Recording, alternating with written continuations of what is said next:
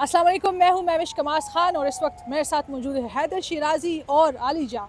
और इस वक्त हम मौजूद है सुप्रीम कोर्ट में। और जैसे कि आप जानते हैं कि आज एक अहम इजलास हुआ जुडिशल कमीशन का, और वो इजलास अब ख़त्म हो चुका है, लेकिन उसमें जो फैसले आए हैं वो थोड़े से हैरान कुन है। और उसमें से एक चीज़ जो सामने आई है वो है कुछ इख्तिलाफात। वो इख्तिलाफात क्या थे और वो फैसले क्या थे, और क्या ये जो आइनी जो बेंच बना है इसके जो सरबराह है और जो 7 रुकनी जो ये बेंच बना है ये कितना जो है वो सख्त साबित हो सकता है तहरीक इंसाफ के लिए, या जो आइनी जो केसेस आएंगे उस हवाले से इस वक्त हम बात करेंगे हैदर शिराजी और आली जा से। तो सबसे पहले हम हैदर शिराजी से बात कर लेते हैं। अच्छा, ये बताइएगा कि जो आज फैसला आया है और आइनी बेंच जो बना है 7 रुकनी का, तो इसमें कुछ इख्तिलाफात हुए हैं, वो किसकी तरफ से आए हैं? देखिए, इस हवाले से सबसे पहले तो ये जो जुडिशल कमीशन ऑफ पाकिस्तान का क़याम है, इस हवाले से अपोजिशन की जानिब से मौक़िफ़ अपनाया गया कि सबसे पहले इसके रूल्स बनाए जाने चाहिए जिन पर इस कमीशन को आगे बढ़ना चाहिए।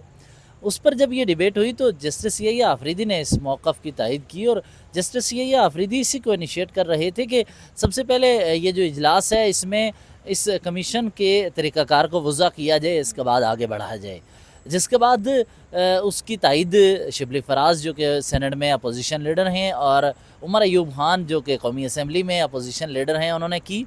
और जब उन्होंने तायीद की तो उसके बाद अपोजिशन की जानिब से एक इनपुट दिया गया, वो ये कि यहाँ सीनियर मोस्ट जज और 4 जजेस को यहाँ आइनी बेंच में लाया जाए जो आइनी बेंच में हों, और सीनियर मोस्ट का रूल यहाँ पर फॉलो होना चाहिए, इस तरह कुछ तरीक़ाकार वज़ा किया जाए।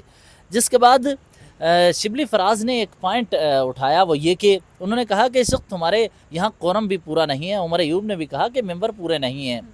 मेंबर कैसे पूरे नहीं हैं? 13 मेंबरान होते हैं, 13 में से 12 थे। और जिस वक्त ये मामला सामने आया तो उस वक्त शिबली फराज ने एक मौके पर ये कहा कि इस वक्त 12 मेंबरान हैं, अगर 6-6 मेंबरान वोट दें तो क्या होगा? ये मामला तो लटक जाएगा, डेडलॉक बरकरार रहेगा, फिर इसका फ़ैसला नहीं होगा। और उन्होंने एक और सवाल पूछा जिसकी तायीद उमर अयूब ने भी की, और उमर अयूब ने भी ये मौक़िफ़ रखा, और इन्होंने रिटन में ये चीज़ें रखी हैं, हमारे सोर्सेज ये बता रहे हैं। शिबली फराज ने कहा कि अगर 6-6 से आ जाता है तो फिर डेडलॉक बरकरार होगा। इसके लिए पहले हमें रूल्स बनाने होंगे कि ये कैसे कोई भी फ़ैसला करेगा।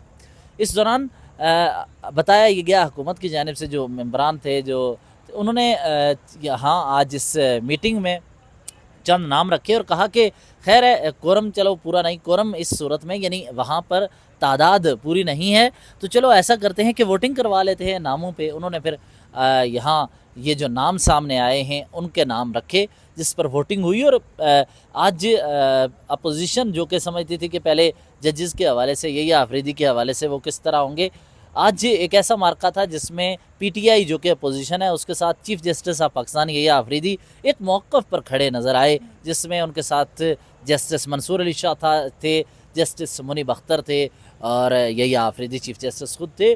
और सबसे पहले जो पीटीआई ने 4 पॉइंट्स रखे हैं उनमें यह है कि सबसे अहम जो वो ये कि यहाँ पर इसका रूल्स बनाए जाएँ। उसके बाद अगला पॉइंट रखा कि अगला मरहला ये होना चाहिए, हमारी तरफ से इनपुट किया है, सीनियर मोस्ट होने चाहिए। उन्होंने मज़ीद ये की गया कि इस हवाले से पहले कोरम पूरा होना चाहिए।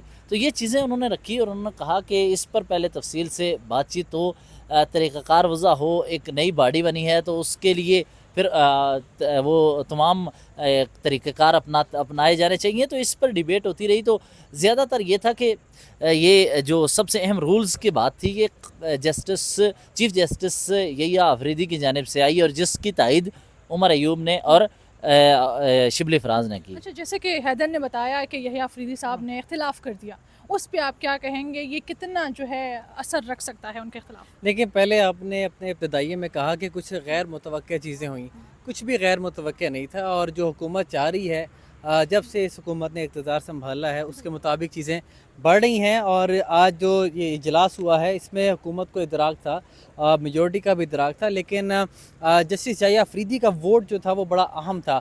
और बतौर चीफ जस्टिस पाकिस्तान अगर वो किसी भी आइनी बेंच के सीनियर मोस्ट जज की मुखालफत करते हैं, उसका वज़न कहीं ना कहीं ضرور ہے. پھر جسٹس منصور علی شاہ, جسٹس منیب اختر, اور کہا یہ جا رہا تھا کہ جسٹس منیب اختر اور جسٹس منصور علی شاہ نے جب خط لکھ دیا ہے جسٹس یحییٰ افریدی کے خلاف, تو شاید جسٹس یحییٰ افریدی اب ان کے حق میں یا ان کے پلڑے میں نہ آ جائیں اور حکومتی جو تجویز کردہ نام ہے جس میں جسٹس امین الدین خان ہیں انہی کے حق میں ووٹ دیں. لیکن آپٹکس جو ہیں وہ بڑے واضح ہیں اور چیزیں اب کافی حد تک کلیئر نظر آ رہی ہیں, اور معاملہ مجھے لگتا ہے کہ یہ جتنا سیٹل کرنے کی کوشش کر رہے ہیں اور ان کے مطابق اپیرنٹلی چیزیں ہو رہی ہیں, بعدیوں نظر میں معاملہ اتنا ہی کمپلیکیٹڈ ہوتا جا رہا ہے. کمپلیکیشنز مزید آگے بڑھیں گی, جس طرح آپ نے دیکھا جسٹس یحییٰ افریدی کو خط لکھا, اسی طرح آگے آنے والے دنوں میں مزید اس طرح کی چیزیں سامنے آئے گی, ریزنٹمنٹ ہوگی. الٹیمیٹلی مجھے لگتا ہے کہ عوام کے حق میں بہتری نہیں ہے. جو بھی یہ کر لیں, اسی بڑے کہہ لیں منصوبے کے تحت سب کچھ ہو رہا ہے جس کا عوام کے ساتھ کوئی تعلق نہیں ہے, عوامی مفاد کے ساتھ کوئی تعلق نہیں نہیں ہے. آپ کہہ رہے ہیں نا کہ عوامی مفاد کے ساتھ کوئی تعلق نہیں ہے, تو یحییٰ افریدی کس لیے چیف جسٹس بنے ہیں؟ ان کو اس لیے سارے ان سے کیسز لے لیے تاکہ وہ صرف عوام کے کیسز کون کون سے آئیں گے ان کے پاس, طلاق کے کیسز, لڑائی جھگڑے کے پراپرٹی کیسز, کے, خرید و فروخت کے, ٹیکسز کے, اس طرح کے کیسز رہ جائیں گے. ایک ٹوتھ لیس چیف جسٹس ہیں, ایک پاور لیس ہیں, ایک سیریمونیل عہدہ ہو گیا. جس طرح اس طرح کی جگہ بنائی جاتی ہیں جو ہمارے خبریں. سامنے ہیں, وہاں پر لوگ آتے ہیں دیکھتے ہیں, اسی طرح یہاں پر بھی لوگ آئیں گے دیکھیں گے. لیکن حقیقی معنوں میں جو پاورفل چیف جسٹس اصلی چیف جسٹس جسٹس امین الدین خان ہی نکلے ہیں, کیونکہ آئینی کیسز جس میں آپ کو پتہ ہے 26ویں ترمیم کے حوالے سے آج بھی سپریم کورٹ آف پاکستان میں درخواست دائر ہوئی ہے. ملک احمد بچر جو اپوزیشن لیڈر ہے پنجاب کے, ان کی طرف سے میاں اظہر ایڈوکیٹ نے دائر کی ہے. وہ ہو گئے, سویلینس کا فوجی عدالتوں میں ٹرائل ہو گیا.